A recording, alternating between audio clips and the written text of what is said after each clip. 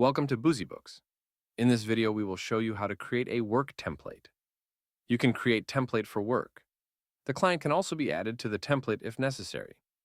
You can also include members and tasks in the template. How to create a new work template.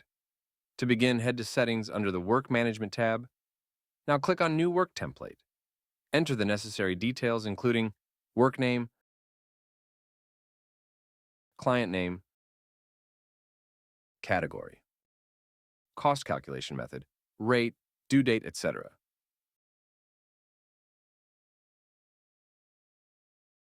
To save the work template, click on Save Changes.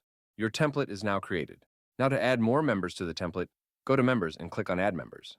Select the user from the list. Now to save the member, click on Add Member. The member is successfully added. Now to add tasks to the template, click on Tasks. Select the plus icon. Enter the task title and click on Create Task. Your task is now created. Thank you for watching.